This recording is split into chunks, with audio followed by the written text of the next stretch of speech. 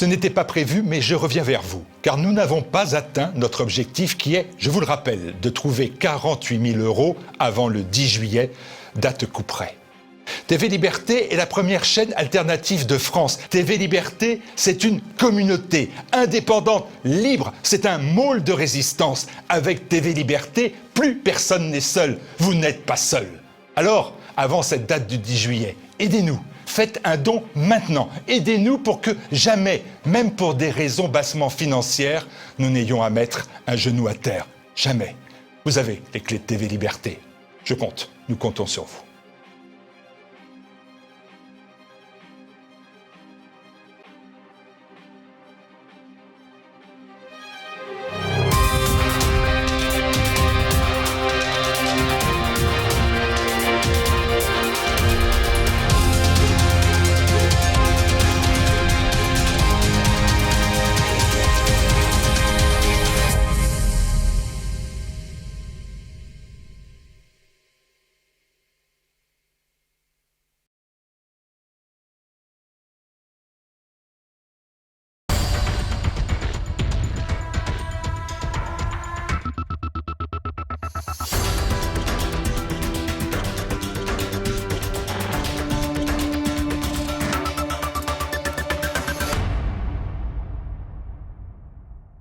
Bonjour à tous, bienvenue sur le plateau de Politique et Économie. Bonjour Pierre. Bonjour Olivier.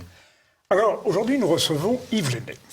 Bonjour messieurs. Bonjour monsieur, et bienvenue dans Politique et Économie. Alors Yves Lenné, vous êtes juriste et économiste aussi. Vous êtes docteur en droit, enseignant-chercheur, ancien enseignant-chercheur à l'université. Vous avez été jurisconsulte pour le droit français. Vous êtes l'auteur d'un livre en 2 tomes, Le 5e Empire, ou La face obscure de l'exception française. Nous allons parler de l'exception française tout à l'heure. Mais il y a chez vous l'impertinence des intellectuels indépendants, et c'est à ce titre d'ailleurs que nous aimons vous recevoir sur Politique et Économie. Vous avez travaillé à la fois pour le secteur public et pour le secteur privé, notamment pour la fusion-acquisition des entreprises. Et vous êtes de sensibilité plutôt européenne, ce qui n'est pas toujours le cas de nos invités, mais nous recevons toutes les opinions. Tout à fait. Alors, j'aimerais que nous fassions une première partie sur une question qui vous tient à cœur et que vous avez traitée dans le 5e Empire, c'est pourquoi la France est incapable de se réformer. Nous traînons depuis 30 ans ce désir de réforme, puis la crise sanitaire est arrivée, et nous l'avons mal gérée, en comparaison avec l'Allemagne par exemple. Tout à fait. Déclarations contradictoires, stock, pas stock, masque, pas masque, les méchants. C'est Raoult, c'est Montagnier, bon, les gentils, c'est bon, etc. C'est la Suède aussi, voilà, c'est Trump, c'est Bolsonaro, voilà. Bien sûr. Bref, il y a un problème. Alors, pourquoi la France reste-t-elle en état chronique d'incapacité à se réformer ? D'abord, je citerai quelqu'un qui n'est pas de ma mouvance politique, qui est M. Attali, qui dit que la France ne sait pas se réformer, mais elle sait de temps en temps faire des révolutions. Oui. Et ça n'est pas faux, à mon avis. La réalité profonde, c'est que, pour moi, il y a une alternative entre 2 types de sociétés. Je dirais 2 archétypes. Et bien entendu, toute société se situe quelque part entre ces 2 archétypes. Toute la question est à quel niveau du curseur. Ce sont les sociétés à dominante individualiste ou à dominante collectiviste. Une société est à dominante individualiste si l'individu peut avoir des droits contre le collectif, contre la société, s'il peut faire valoir ses droits. Alors, ça rejoint les droits de l'homme, pas n'importe lesquels, ceux de 1789, pas ce qu'on appelle dans la mouvance de droite le droit de l'homisme, ça n'a rien à voir, ce sont 2 choses différentes.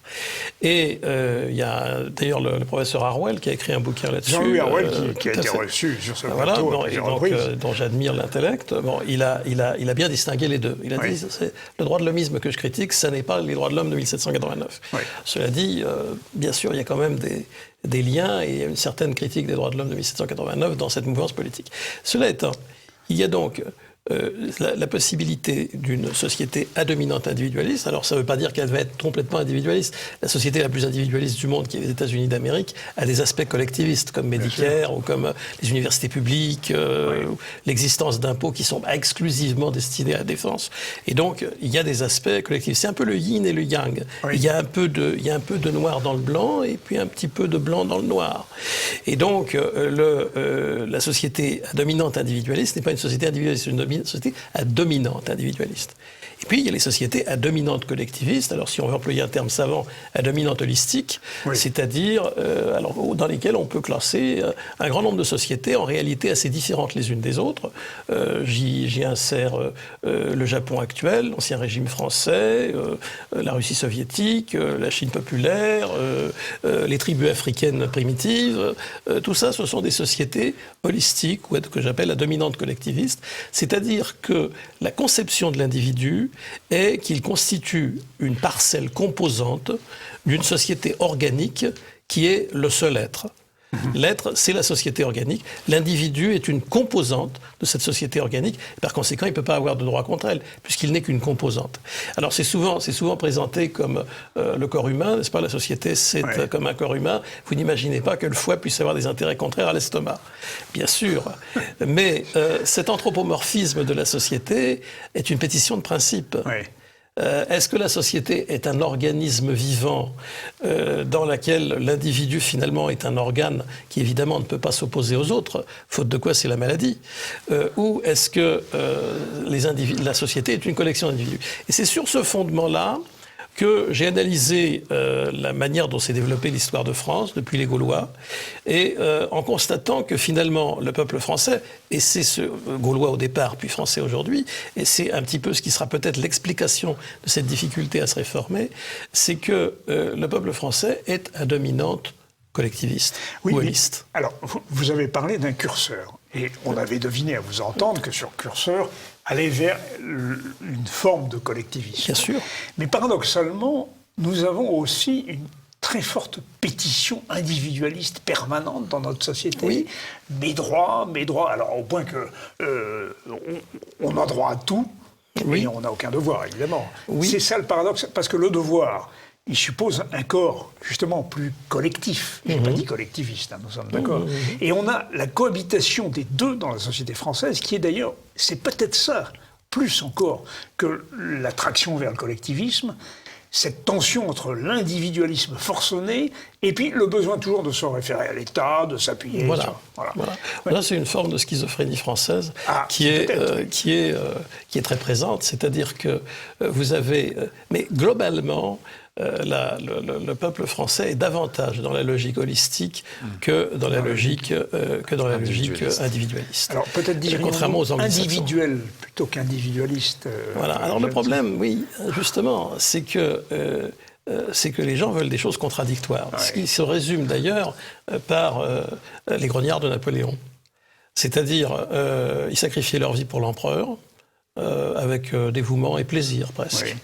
Mais en même temps, ils étaient sans arrêt en train de protester et de grogner. De revendiquer. De revendiquer. Donc, se soumettre en mots grés, c'est ce que vous racontez dans votre ouvrage. Absolument, absolument. Alors, c'est le 5e Empire, où la face obscure de l'exception française, tome 1, dans les ténèbres, tome 2, vers la lumière. Bon. Alors, nous allons essayer de marcher vers la lumière. Alors, tout à fait. Alors, pour en terminer sur cette question de l'impossibilité à se réformer, c'est que la volonté réelle du peuple français, c'est cet aspect collectif, un aspect de protection, un aspect de peur du lendemain. Le Gaulois se craignait que le ciel lui tombe sur la tête. Le Français d'aujourd'hui a peur du lendemain. Si bien qu'il préférera l'égalité à la liberté. Oui, parce que la liberté, c'est l'inconnu. La liberté, c'est... l'autre peut faire des choses qui vont modifier ma vie. D'où aussi la méfiance pour l'entreprise, puisque l'entreprise, ça consiste à faire quelque chose qui va changer quelque chose. Or, la majorité des Français n'aiment pas le changement. Ils adorent que les choses soient stables, prévisibles, D'ailleurs, dans la mouvance de droite sur le plan économique, on a souvent opposé la fortune construite par le lent travail des générations à la fortune dite anonyme et vagabonde. Pourquoi ? Parce qu'une fortune rapide aussi. Les nouveaux riches, les mercantis. Pourquoi ? Tout simplement parce que la fortune construite par le lent travail des générations correspond à une forme de cooptation sociale globale, c'est-à-dire, bon, il y a quelqu'un qui s'est distingué, il va être plus riche, plus prospère, mais il ne se distingue pas fondamentalement des autres, finalement. Il progresse lentement, il ne heurte pas, il ne choque pas, il ne fait pas bouger les choses. Celui dont la réussite est rapide, dont la fortune est indépendante, n'est pas enracinée, celui-là, il fait bouger les choses. Et en faisant bouger les choses, il est inquiétant. Il peut modifier les lendemains, il peut porter atteinte à la sécurité, à la tranquillité de gens qui sont attachés à ce que rien ne change. Et à partir de là, il sera mal vu. Yves Lenné, vous dites que cette involution collectiviste à la française s'est en partie arrêtée depuis 2017. Qu'est-ce qui s'est passé ? Alors, en 2017, il y a eu, j'ai dit en partie arrêté, il y a eu l'élection d'un président dont il faut bien dire les choses, c'est qu'au départ, son programme était d'aller à l'encontre de ce qui s'était fait avant, puisqu'il a même sorti un bouquin dont plus personne ne parle d'ailleurs, qui s'intitule Révolution, 6 mois avant d'être élu. Et il a été soutenu, et je pense qu'il faut le dire parce que c'est une évidence, il a été soutenu par des forces transnationales, internationales, très puissantes, des cercles de pensée, des capitaux qui lui ont permis de remporter ce succès tout à fait imprévu de quelqu'un qui n'existait pas en politique 3 ans avant et qui d'un seul coup devient président de la République française. Donc il était possible de penser que ce nouveau président, ayant par ailleurs les allégeances qu'on vient de dire, qui conduisent à penser qu'il faudrait modifier le système français, qui chercherait à le modifier. Et le fait est qu'il n'a tenté que des réformes extrêmement superficielles, qui n'ont pas, d'ailleurs pour certaines, qui n'ont pas abouti, et il n'a pas été dans le sens des fondamentaux. Vous voulez dire qu'il avait un projet libéral, mais qu'au fond, il n'avait pas de programme. De grands mots, libéral. Je dirais qu'il avait un projet réformateur, indiscutablement. Il voulait changer des choses, mais au lieu de prendre les choses en profondeur, c'est-à-dire de prendre le mal à sa racine, il a voulu faire des réformes superficielles, très visibles médiatiquement, éventuellement polémiques, mais qui donnent l'impression à ceux qui l'ont élu et à ceux qui l'ont soutenu qu'il allait dans le sens prévu, alors qu'en réalité, il n'a pas été vraiment dans ce sens. Quoi. Exactement. Et puis, en réalité, c'est tout à fait juste. Je pense que ce qu'il a fait était cosmétique. Oui, cosmétique, mais malgré tout, ce n'était pas un cosmétique doux, parce qu'il a heurté une grande partie de l'opinion par ses maladresses, son style, mais aussi sur le fond. Et vous, à un moment, vous posez la question de savoir pourquoi les élites ne répondent plus aux attentes du peuple. Et là, c'est le problème de Macron. Tout à fait, tout à fait. Je pense que ça nous ramène au sujet initial, c'est-à-dire que à l'époque gauloise, puis jusqu'à l'époque romaine, on est dans un système tribal complètement holistique. Puis arrivent les Romains avec un droit, le droit romain, qui est un droit à dominante individualiste, c'est-à-dire où l'individu existe. Bon, la propriété privée, il y a toutes sortes de choses. Oui, justement. Alors, on y reviendra, parce que sur la propriété, elle n'a cessé de se restreindre en France. Tout à fait. Nous sommes des propriétaires virtuels. Absolument. Ou nominaux, comme disait. C'est Marx qui disait ça. Oui, absolument. D'ailleurs, il y a aujourd'hui des revendications pour que, par exemple, la propriété du sol devienne collective, et qu'il n'y ait plus qu'une propriété du bâti. En fait, à l'époque romaine, on arrive avec un droit plus individualiste. Et puis, arrivent les grandes invasions, le Moyen-Âge et l'Ancien Régime. Et là, la propriété devient une sorte de hiérarchie de tenure. La propriété à la romaine, c'est-à-dire qui comprend le droit d'user, le droit de recevoir les fruits et le droit d'aliéner, ou de détruire. ce droit-là n'existe plus sous l'Ancien Régime. On a une hiérarchie de tenure, c'est-à-dire qu'en fait, tout appartient au roi, mais il ne lui appartient pas complètement, parce que il y a les droits féodaux. Sous les droits féodaux, il y a les droits aussi des vilains ou des laboureurs, qui ont également un droit. Les privilèges. Et il y a les privilèges. Alors tout cela fait que la propriété de l'Ancien Régime est une sorte de millefeuille dans laquelle différents intérêts sont préservés, mais il n'y a pas de propriété absolue à la romaine. Arrive la Révolution française, et là, on passe à une propriété, on revient à la propriété du droit romain, c'est-à-dire une propriété qui comprend, pour parler savamment, l'usus, le fructus et l'abusus, c'est-à-dire les trois droits que je viens de citer. Et tout au long du XIXe siècle, cette propriété-là existe. Par exemple, il y a les lois de 1833 et 1841 sur l'expropriation, qui sont des lois extrêmement respectueuses de la propriété privée, avec l'indemnisation décidée par un jury de propriétaires et de manufacturiers, c'est-à-dire nécessairement une indemnisation généreuse. Et puis, on arrive au XXe siècle avec une remise en cause de la propriété, et cette remise en cause de la propriété est parallèle à tout un ensemble d'évolutions, par ailleurs, qui trouvent leur origine dans l'abrogation du décret d'Allard et de la loi de Chapelier, tout d'abord sous Napoléon III, puis sous la Troisième République. Alors, nous allons faire une pause et nous reprendrons cette idée pour essayer de revenir aussi à l'époque contemporaine, c'est-à-dire comprendre justement ce qui se passe dans notre pays en comparaison, par exemple, avec l'Allemagne. Alors, une exception française dont nous parlions en termes de propriété, mais aussi dans l'actualité, on voit bien que, je le disais en introduction, la France est moins bien tirée d'affaire que l'Allemagne. Pourquoi est-ce que l'Allemagne a été capable de faire mieux face à la crise sanitaire et même la crise économique? Alors, les Allemands, je vis en Allemagne, donc ça, oui, c'est une expérience. Berlin, voilà, c'est ça. Je suis résident allemand, je suis français, belge et résident allemand. Donc, un vrai Européen. Et dans le meilleur sens du terme. Dans le meilleur sens du terme. Civilisationnel. Absolument. Et de mère autrichienne. Et de père français, de mère autrichienne, naturalisée française. Et donc, par mariage, ça se faisait. Et donc, mais ce type de naturalisation par mariage est mieux vu, je pense, que d'autres. Oui. Et donc, si vous voulez, vivant en Allemagne, je peux constater bien assez facilement les différences. Les Allemands sont des gens pragmatiques. Je vais vous prendre un exemple simple qui est le droit pénal des affaires, qui est un sujet qui m'intéresse, et le droit des affaires en général d'ailleurs. Les Allemands ont un droit pénal des affaires très petit, très restreint. Il n'y a pas énormément d'infractions. Comme le Code du travail d'ailleurs. Ouais, exactement, c'est restreint. Et alors par contre, les infractions qui sont fulminées sont réprimées. Ouais. En France, on a un corps d'infractions économiques monstrueux, 10 000 délits. Et bien entendu, ça n'est pas réprimé. Oui. Alors ça fait partie d'un élément qui est très important, qui correspond aussi à cette évolution holistique, c'est que tout au long du XIXe siècle, on est resté avec le code civil et les quelques codes qui étaient autour, on est resté sur la logique, on va dire de 89.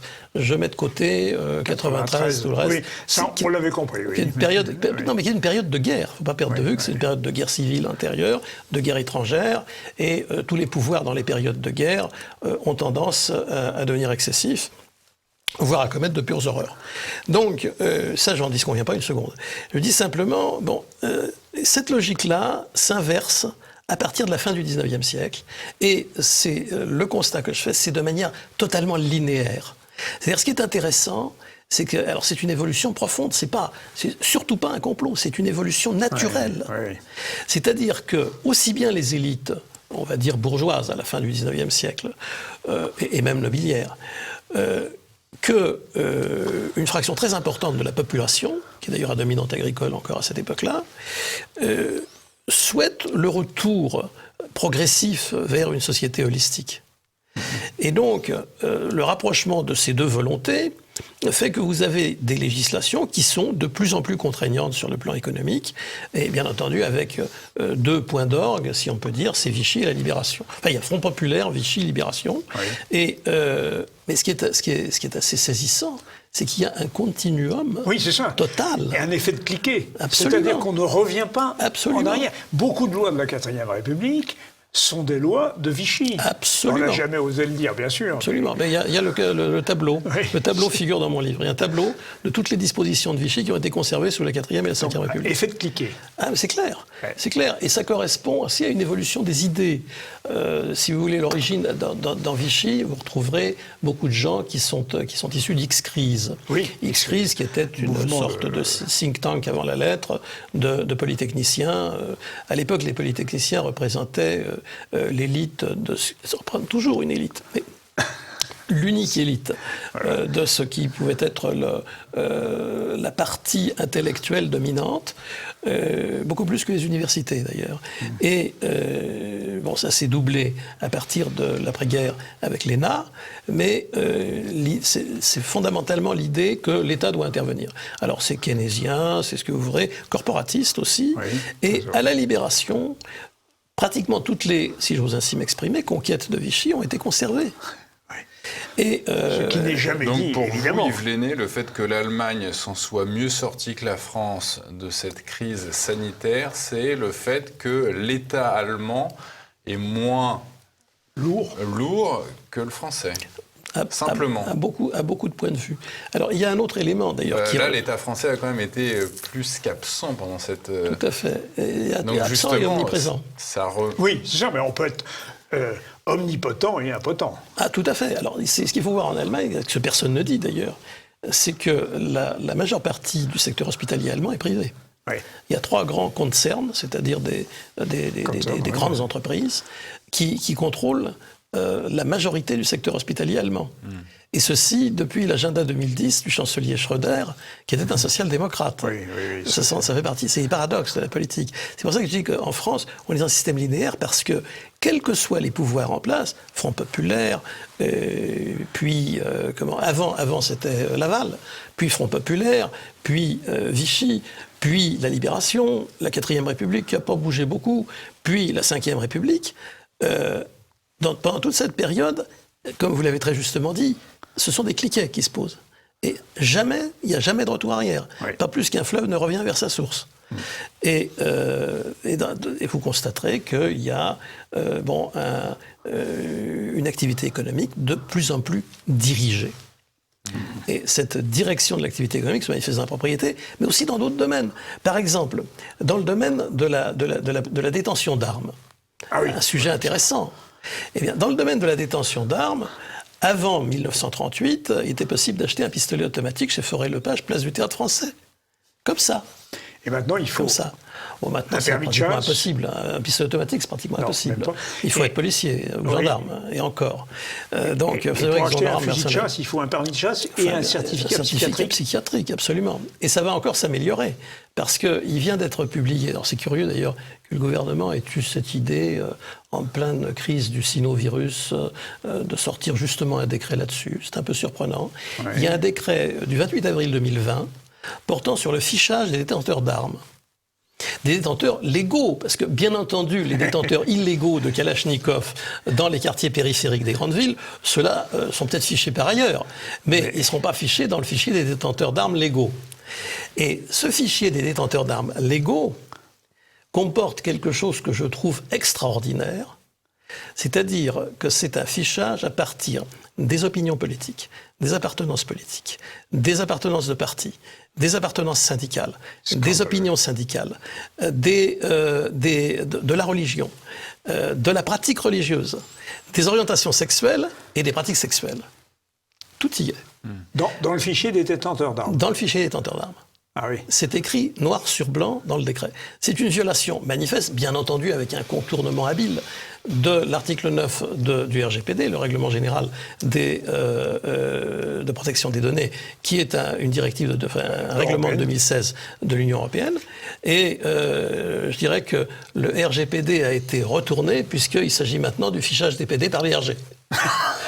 donc, si vous voulez, n'y voyez aucune hostilité pour les homosexuels ou LGBT, pour lesquels j'ai la plus grande sympathie. Mais si vous voulez, le jeu de mots est trop beau pour le rater. Cela dit, ce qui est intéressant, c'est que ça montre aussi à quel point on verrouille de plus en plus. Mais paradoxalement, si vous voulez, toujours cette cohabitation des contraires. Parce que dans la crise sanitaire, on a vu un monopole d'État avec une hiérarchie de hauts fonctionnaires de la médecine qui n'ont jamais vu un malade. Tout à fait. Bon, ça, ou qui n'en ont pas vu depuis 20 ans. C'est la dimension collectiviste. Tout à fait. Et en plus, ça coûte cher. Parce que c'est des gens... Ça correspond un petit peu au livre de Vincent Jauvert, Les Voraces. Oui. C'est cette classe politique, enfin cette classe administrative surtout. Bon. Mais de l'autre côté, en matière de stock sanitaire, on pratiquait le flux tendu. C'est-à-dire on appliquait des méthodes libérales. Disons économiques. Économiques libérales. Et on comptait sur la Chine pour nous fournir les molécules, pour nous fournir... Alors là, il y a une contradiction, mais c'est pas la seule. Une cohabitation des deux travers, si je puis dire. C'est-à-dire, le vrai problème, c'est que ce mécanisme de plus en plus dirigiste, de plus en plus verrouillé, s'accompagne d'une croissance exponentielle des effectifs de la fonction publique. Oui, ça se... C'est-à-dire qu'il y avait 1 million de fonctionnaires en 1946, et il y en a 5,7 millions aujourd'hui. En 1946, il y avait 42 millions d'habitants, sauf erreur. Aujourd'hui, il y en a 67. Autrement dit, on a grosso modo, en grande masse, on a multiplié le nombre de fonctionnaires par presque 6, alors que la population se multipliait par 1,5. Oui, c'est ça. Et pourtant, Yves Lenné, vous vous considérez comme un européiste, alors qu'on sait qu'à Bruxelles, les fonctionnaires, c'est pas ce qui manque. À quoi ont servi ces fonctionnaires européens au moment de la crise sanitaire et après, alors que les États membres et l'administration bruxelloise ont tenté en vain de chercher un plan de relance ? Alors, je vous répondrai que d'abord, ce n'était pas leur rôle de répondre à la crise sanitaire. Ils ne sont pas là pour ça. Ils sont là pour organiser le marché commun, ce qui n'est pas tout à fait la même chose. Et, en tout cas, à la base... C'est un marché unique, maintenant. Oui, c'est un marché unique. Mais je dirais que leur rôle n'est pas de diriger les hôpitaux dans les pays. Leur rôle, c'est une coordination. Ouais. Coordination d'un marché. Alors, on parle beaucoup, je sais, à droite, on parle beaucoup des fonctionnaires européens. Mais savez-vous que les fonctionnaires, la totalité des fonctionnaires européens, il y a moins de fonctionnaires que dans la ville de Paris. Oui, bien sûr, ça, c'est connu. Dans la seule ville de Paris. Oui. Alors on me rétorquera, oui, mais les fonctionnaires européens sont des fonctionnaires d'un bon niveau, alors que la moitié des fonctionnaires de la ville de Paris sont des jardiniers. Je veux bien. Mais néanmoins, la comparaison est parlante. Oui. 50 000 fonctionnaires à Bruxelles, 60 000 au maximum, 5 700 000 en France. Oui. Alors cependant, vous avez dit marché commun, ou marché unique, peu importe. Autrement dit, vous ne voyez pas de scénario fédéraliste. Ben, ça serait une catastrophe. Ça serait une catastrophe. Mais en même temps, vous dites que le souverainisme correspondrait à un repli. Donc, soit on est fédéraliste, soit on est souverainiste. Non, je ne pense pas. Je pense que, ou alors on est libertarien, qui est votre voie. Voilà, exactement. Non, je pense que le souverainisme comporte un corps de doctrine qui est plus vaste que simplement l'existence d'États souverains à l'intérieur de l'Union européenne. Dans le souverainisme, il y a aussi l'idée, par exemple, je lisais récemment un bouquin qui vient de sortir sur les 10 commandements de l'après-Covid, où l'idée qui a été faite par un ancien ministre de M. Sarkozy, et qui dit il faut établir des commissaires à des commissaires du peuple en quelque sorte, ouais. Et puis il faut établir l'État stratège. Alors l'État stratège, bon, j'ai vu ça dans un certain programme. Bon, l'État stratège, c'est pas uniquement du souverainisme. L'État stratège, c'est un État qui intervient partout, oui. Qui intervient dans la vie économique, qui intervient dans la vie sociale. Je crois qu'il faut distinguer la souveraineté de l'État, d'une part, et l'interventionnisme de l'État, d'autre part. Vous êtes plutôt pour l'État régalien. Et pour un État régalien, c'est-à-dire un État régalien qui, en n'étant pas mercanti, parce que là on a un État qui intervient partout et qui finalement est un État mercanti. Oui. Cet État mercanti, il se caractérise par un président de la République qui, accompagné d'un certain nombre de hauts fonctionnaires affublés du nom de grands patrons du CAC 40, parce que c'est pour la plupart des anciens hauts fonctionnaires, s'en va essayer de vendre la production de certaines de ces entreprises qui sont des zombies économiques à des pays étrangers en disant, écoutez, la France est une grande puissance, on peut vous aider, on peut faire ci, on peut faire ça, achetez-nous notre camelote ou notre beau matériel. Oui. Au fond, les ministres sont transformés en commis voyageurs. Exactement, c'est l'État mercanti. Mais alors, l'État mercanti, lui, il a un problème, c'est qu'il cesse d'être régalien. Je vais vous citer 3 exemples par rapport à la Chine, qui, à mon avis, est aujourd'hui notre plus grand danger. Premier exemple. Je pense qu'on n'aura pas le temps d'en avoir 3, mais peut-être qu'un seul. Oui, le plus grand danger de la Chine, c'est les investissements français, pour la France en tout cas, l'investissement français en Chine qui supprime les emplois en France. Oui. Bon. Eh bien, il y a l'État régalien, dans la simple application des textes. Alors vous me direz, ils sont tellement échevelés qu'on n'applique pas. Oui. Mais dans la simple application des textes, il appliquerait la norme IFRS 13, qui est une norme comptable, et il dirait aux entreprises qui investissent en Chine, vous n'avez pas la garantie de retrouver votre investissement parce que c'est un État où il n'y a pas d'état de droit à la française. Donc, comme il n'y a pas d'état de droit à la française, vous devez provisionner votre investissement le lendemain du jour où il est fait. Imaginez une entreprise importante qui investit 1 milliard d'euros en Chine et qui doit le lendemain provisionner. Je crois que les actionnaires seront d'un avis différent. Voilà. Et il suffit d'appliquer ce texte. Et j'en ai parlé avec un expert comptable comme M. Orgon, il dit bah oui, mais on ne peut pas appliquer ce texte. On ne peut pas. Mais c'est la loi. C'est la loi. Pourquoi vous vous opposez autant dans votre ouvrage Le 5e Empire, Yves Lenné, au concept de protectionnisme? Vous dites, voilà, un retour aux frontières, des frontières garnies de barbelés. Pourquoi ce vocable concentrationnaire? C'est le vôtre, hein? Oui, tout à fait. Pardon de vous interrompre, mais pour rester dans la métaphore, la frontière, c'est le vivant. Par exemple, une cellule, elle a une membrane, elle a une frontière. Elle laisse entrer ce qui est bon, elle essaye d'empêcher ce qui est mauvais. Votre appartement, il a une porte. Oui, nous revoilà retourner dans l'anthropomorphisme. Voilà, mais en réalité, le problème des frontières, lorsqu'elles sont des barrières efficaces, je ne parle pas, bien entendu, en ce qui concerne les migrations de population, c'est une autre chose. Oui. Mais économiquement, si vous interdisez l'arrivée de marchandises étrangères, eh bien, on interdira la sortie des marchandises françaises. C'est la réciprocité. C'est pas des représailles, c'est la réciprocité. Oui. C'est-à-dire mais la réciprocité, les pays tiers vers lesquels on exporte, ils ont quand même besoin ou ils veulent acheter notre camelote, comme vous voulez dire. Oui, mais ils veulent aussi nous en vendre. Oui.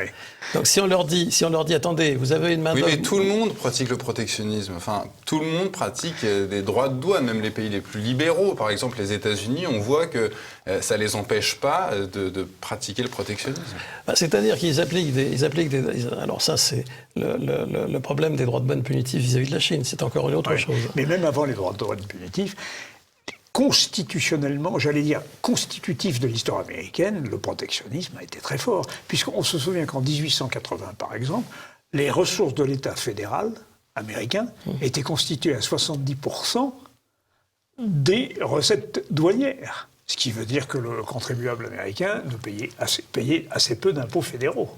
Oui, je ne dis pas le contraire. Ce que je veux dire, c'est que là, on se place sur le plan européen. Mais, oui, d'accord. Donc, les frontières à l'intérieur de l'espace européen, si on dit, comment dirais-je, les voitures allemandes vont payer X de droits de douane, les vins français payeront X de droits de douane en Allemagne. Les fromages, les produits agricoles et d'autres produits. Et tout s'harmonisera alors? C'est-à-dire que, non, parce que le problème des droits de douane, c'est que c'est un empêchement du commerce de part et d'autre. Mais c'est pas un empêchement, c'est une protection. Est-ce que c'est pas un filtre plutôt? Oui, mais attendez, il y a un personnage dans cette histoire que vous semblez un petit peu oublier. C'est Frédéric Bastiat? Non, c'est le consommateur. Ah, le consommateur. Oui, mais le consommateur, c'est aussi un producteur. Pas toujours. Pas toujours.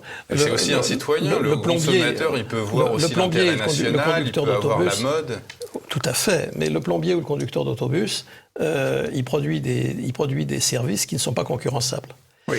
En réalité, le producteur concurrençable n'est pas la majorité, ou n'est qu'une partie de la population.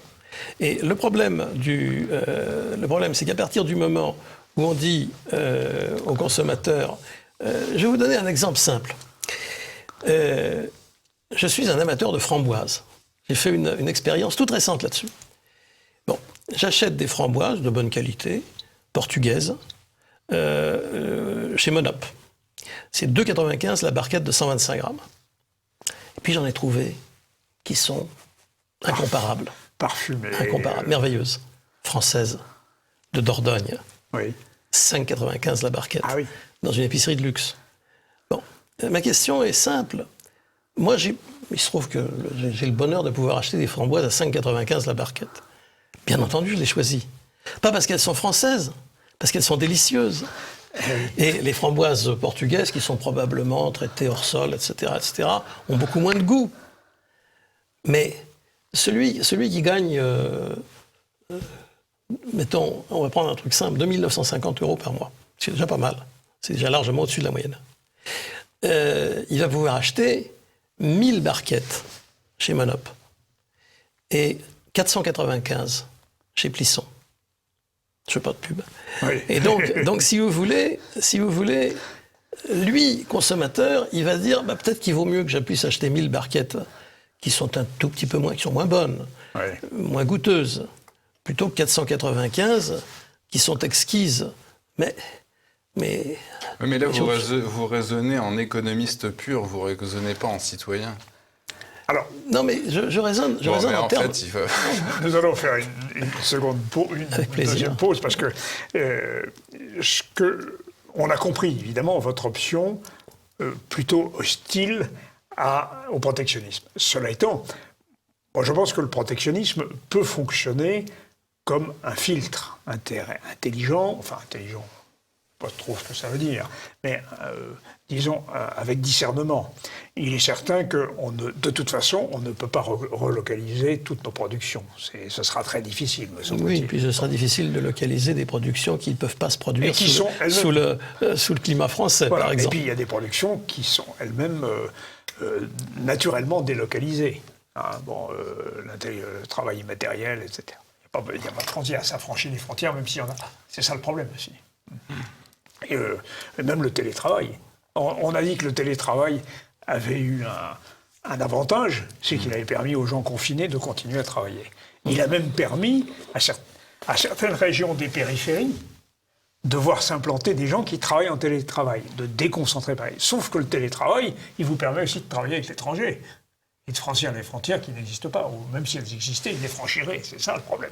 Bon. Oui. Enfin, par rapport à nos questions. Alors, nous allons faire une pause et nous allons revenir sur une dernière question qui est aussi dans votre livre, et qui est très contiguë à ce que nous venons de traiter, c'est-à-dire les libertés. Oui. Les libertés, puisque vous avez parlé de la propriété qui est profondément atteinte, la liberté c'est une propriété, mais nous avons là aussi un paradoxe. C'est que traditionnellement, nous avions Madame Anastasie, c'était l'État qui exerçait la censure. Maintenant, nous voyons de grands groupes industriels ou médiatiques, comme Facebook par exemple, ou d'autres encore, qui se prennent à nous censurer, avec parfois la collaboration de l'État. Ça, c'est inédit et c'est inquiétant. Oui, encore que, si vous voulez, en ce qui concerne Madame Anastasia, nous avons maintenant Madame Anastavia, avec la loi Avia. Ah, très bien. Ça, c'est l'État. Ah, très bien. Alors là, vous avez raison, c'est l'État. Sur les fameuses fausses nouvelles. Oui, c'est pas que les fausses nouvelles, c'est sur l'incitation à la haine. Ouais. Mais le problème de l'incitation à la haine, c'est que ça va très loin et on ne sait pas exactement où ça commence et où ça finit. Et donc, c'est en réalité une menace pour la liberté. Bien sûr. Eh bien, nous allons en parler dans la dernière partie. Alors, avec Yves Lenné, les atteintes aux libertés et le 5e Empire.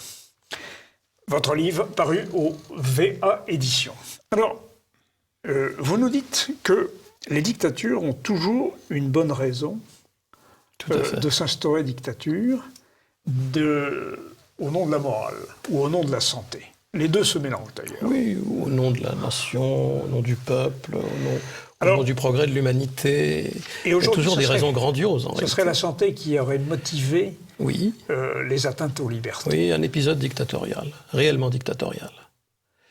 On vous aurait dit en août 2019, monsieur, en mars-avril 2020, vous ne pourrez plus sortir de chez vous, la police patrouillera dans la rue, vous devrez vous établir à vous-même une autorisation de sortie, genre Propiska de l'Union soviétique, qui sera contrôlée par la police. Vous aurez le droit de sortir votre chien, mais maximum 1 heure. Et on vous aurait dit tout ça. Et puis... vous auriez dit, non, mais vous ne pourrez plus aller travailler, les commerces seront fermés, vous aurez juste le droit d'aller chercher à manger. Et vous auriez dit, c'est de la folie. On m'aurait dit en mai-juin 2017 que l'homme qui s'apprêtait à prendre la présidence de la République, réputé libéral, allait être l'acteur de la mise en place de cette dictature. Je ne suis pas sûr que vous l'aurez cru. Non, on n'aurait pas pu le croire non plus. C'est ça qui est intéressant dans ce qui s'est passé. C'est-à-dire, c'est une expérience de domination. Et ce qui est intéressant surtout, c'est que les politiques se sont montrés dans cette affaire les marionnettes de la haute fonction publique. Voilà. Et la haute fonction publique, pour la première fois, s'est montrée en pleine lumière comme la détentrice du pouvoir. Vous aviez le professeur Delfraissy, Altier, en arrière-plan des politiques, qui disaient ce qu'il fallait faire. Mais est-ce que, monsieur Yves Lenné, la haute fonction publique sort gagnante, finalement, de cette crise sanitaire? Alors, la réponse, c'est qu'elle a été maladroite. Elle a manipulé ses marionnettes politiques de manière beaucoup trop visible. Donc, du coup, elle n'en sort pas gagnante dans la mesure où, dans la population, on se dit « mais c'est quoi ce cirque ?» On nous dit un jour il faut des masques, un jour il n'en faut pas, etc. On connaît la musique. Et alors, c'est la haute fonction publique, les politiques, qui fait quoi, etc. Et là, je pense que la haute fonction publique a perdu une occasion de rester dans l'ombre comme elle était jusqu'à présent. Et du coup, vous évoquez, Yves Lenné, cette notion dans votre ouvrage de motivation des salariés. Comment les gens vont vouloir retourner au travail? Et aussi, quid de la concurrence internationale? Est-ce qu'il y a encore une concurrence internationale aujourd'hui? Oui, il y a toujours une concurrence internationale dans la mesure où les produits, par exemple, qui sont vendus par les magasins de meubles sont fabriqués à l'étranger. Et il y a de toutes sortes de produits qui sont fabriqués à l'étranger. Le problème de la concurrence, c'est que c'est toujours le même d'ailleurs. C'est que le consommateur, qui est finalement le maître du marché, quoi qu'on puisse dire sur la manipulation de la publicité, etc. Sur le marketing. Parce que moi, ce qui m'a toujours frappé, c'est que le consommateur, c'est l'humain français, le citoyen, si vous préférez, mais il n'y a pas que des citoyens en France, il y a aussi des habitants qui ne sont pas citoyens. L'humain, il a une casquette consommateur. Alors là, il est manipulé par la publicité, il est aliéné, il sait pas choisir. Bon. Puis alors, il change de casquette, il devient citoyen. Alors là, d'un seul coup, dans le cadre du référendum, par exemple, ou de l'élection de ses élus, il a une vision profonde, lointaine, stratégique. Il sait tout, il comprend tout. Et donc, il y a une contradiction entre la négation de l'autonomie du marché et la démocratie. Ou il y a la démocratie pour tout, ou il n'y a pas la démocratie du tout. Alors vous dites aussi que l'état de droit dont se réclame la France est en déclin. Totalement. Alors je crois une illustration dans l'actualité, c'est la déclaration de M. Castaner, ministre de l'Intérieur, qui est absolument hallucinante, puisqu'il vient de déclarer, quand on l'interrogeait sur les manifestations des minorités, sur les manifestations de la diversité, contre le racisme, alors qu'elles sont interdites, alors que pour des raisons sanitaires, de toute façon, on doit... Il a dit, oui, mais l'émotion dépasse les règles juridiques. Autrement dit, il crée une jurisprudence de l'émotion. Oui, mais ça c'est la fin de l'état de droit, ça. Mais la pure niche. Oui. C'est la fin de l'état de droit, simplement. Oui, j'imagine que M. Dupont, s'il tue M. Durand, son voisin, c'est sous l'effet de l'émotion. Ah ben, Sauf si c'est prémédité. Ah oui, voilà, justement. Voilà. Donc, la jurisprudence de l'émotion, dite jurisprudence Castaner. Non, je suis étonné, je ne connaissais pas cette citation. Ça je ne connaissais pas cette citation du ministre. C'est nouveau. Je pense qu'à l'instar de la haute fonction publique qui a eu tort de se montrer, je pense que ce jour-là, il aurait mieux fait de rester chez lui. Et vous évoquez aussi cet concept de révolution homéopathique. Est-ce que vous pouvez nous expliquer cette notion? Et est-ce que vous pensez justement que c'est la pleurniche, que c'est l'émotion qui nous conduira à la révolution? Non, pas du tout. Je pense que ce qui nous y conduira, c'est finalement probablement la révolte de minorités, puisque les révolutions sont toujours faites par des minorités, et de minorités, un peu à l'instar de ce qui s'est passé avec les Gilets jaunes dans la première période. Oui, avant la récupération. Avant la récupération par les Black Blocs, etc., qui ont complètement fait dérailler, en quelque sorte. Oui. C'était un train déraillé. Oui, Le type gilet jaune de la toute première période correspond assez à ce qui pourrait se produire. C'est-à-dire une espèce de mouvement, au départ pacifique, venant des classes moyennes, de la France profonde, comme on aime dire, qui en aurait assez. Il y a eu plusieurs périodes comme ça. Il y a eu le poujadisme, ça a été un peu la même idée. Qui en ont assez de la pression fiscale expropriante, de la fonction publique omniprésente, de cette espèce de pouvoir de plus en plus pesant. À un moment donné, il peut se produire quelque chose. D'ailleurs, c'est ce qui s'est produit à Kiev en 2004. C'est ce qui s'est produit à Tunis avec la révolution de Jasmin. Et vous préconisez une révolution homéopathique, donc sans massacre? Ah, bien évidemment. Bien évidemment. C'est-à-dire, c'est l'option sans massacre. Oui, mais c'est... Est-ce que ça arrive, la révolution sans massacre? Il y a eu Kiev 2004. Il y a eu quelques morts, quand même, dans les rues. Oui, il y a eu des c'est pas des massacres. Oui. C'est pas des massacres. Non, mais il y a une autre comparaison qui, à mon avis, tient, c'est la chute de l'URSS, elle n'a pas été sanglante. Tout à fait, absolument. Et absolument. toute proportion gardée aussi, la prise du pouvoir par les Noirs en Afrique du Sud, à l'époque Mandela. Oui, tout à fait. Il n'y a pas eu de massacre tout de suite des Blancs. Maintenant ça vient, mais c'est autre chose. C'est autre chose. Donc, non, en réalité, c'est possible. Il faut simplement qu'un certain nombre de mesures soient prises, soit dans un cadre de changement institutionnel, soit dans le cadre des institutions existantes. Pour ça, il aurait fallu que M. Macron tienne les promesses que, je dirais, que son élection présentait, mais qui n'ont pas été tenues. Et puis, ça sera notre conclusion, mais il y a quand même une chose, c'est vous incriminez les intellectuels, vous dites hérésie hier, complotisme aujourd'hui, même clair.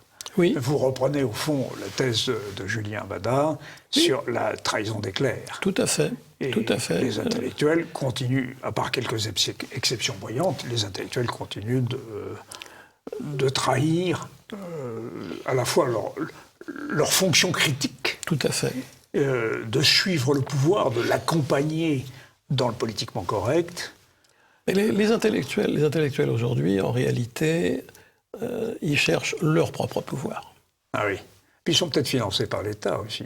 Oui, mais bon, ce sont deux ordres qui travaillent de manière coordonnée, un peu comme le clergé et la noblesse dans l'ancien régime.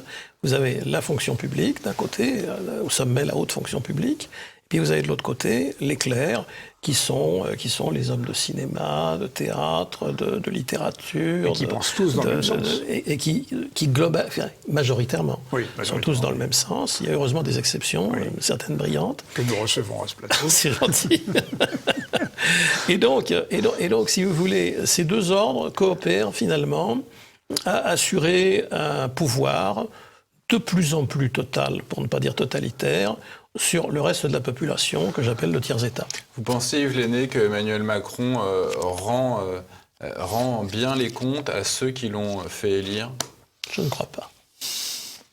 Je ne crois pas. Qu'est-ce qu'il risque, justement, à ne pas se plier aux volontés de ceux qui l'ont fait élire?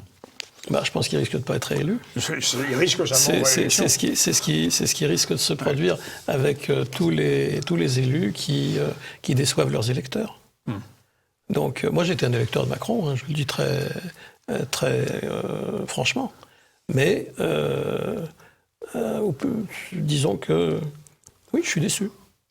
Mais les déçus du macronisme sont extrêmement nombreux.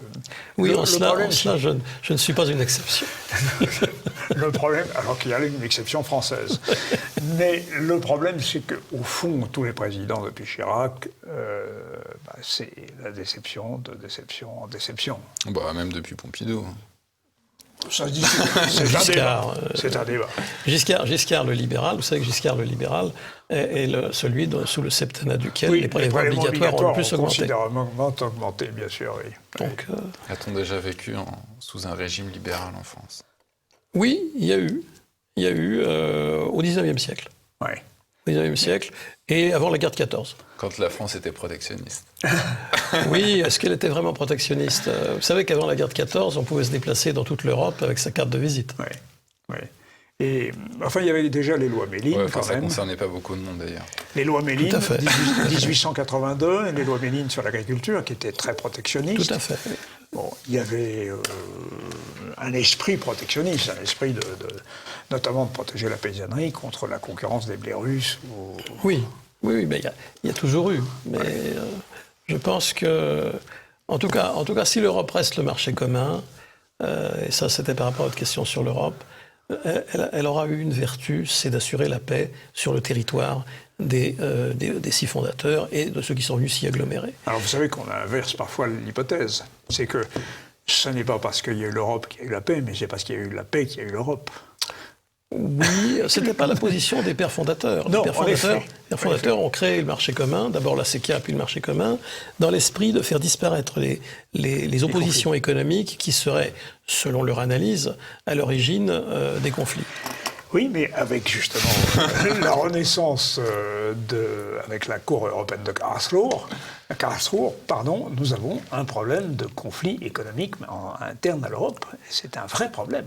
Alors, bon, oui. Ça fera toute une émission. Ça sera pour la prochaine vous fois, reviendrez. avec plaisir. Avec grand plaisir. Vous reviendrez. On rappelle en tout cas le titre de votre ouvrage, c'est Le 5e Empire ou la face obscure de l'exception française. Yves Lenné, merci beaucoup d'être venu. Merci à vous. Merci infiniment. Et à une prochaine émission. J'espère. Chers téléspectateurs, Pierre, nous leur disons Olivier, à bientôt. À très bientôt.